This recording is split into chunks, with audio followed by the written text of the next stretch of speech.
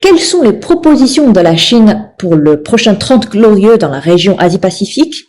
Le président chinois Xi Jinping a récemment prononcé un discours lors du sommet des dirigeants d'affaires de l'APEC à Lima, où il a surtout souligné l'importance de l'innovation et de l'ouverture pour le développement de la région Asie-Pacifique.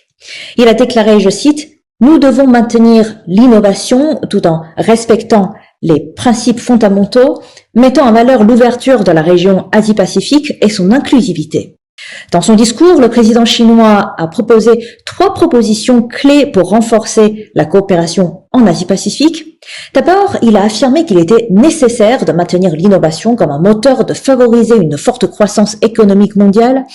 Cela souligne l'importance de la technologie et de l'innovation dans le développement économique, en particulier dans un monde où la compétitivité est devenue de plus en plus liée à la capacité d'innover.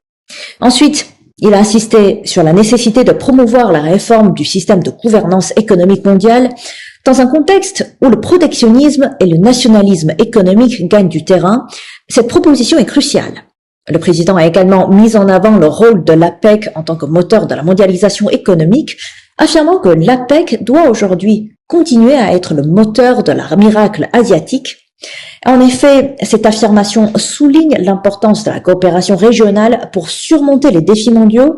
D'ailleurs, selon lui, à l'ère des grandes marées, il est essentiel que tous les pays asiatiques pratiquent ensemble l'esprit d'ouverture et de connectivité afin que le Pacifique devienne une voie de prospérité et de croissance. Cela permettra évidemment de rassembler davantage d'énergie positive pour la prospérité et aussi pour parvenir à un avenir meilleur pour l'humanité.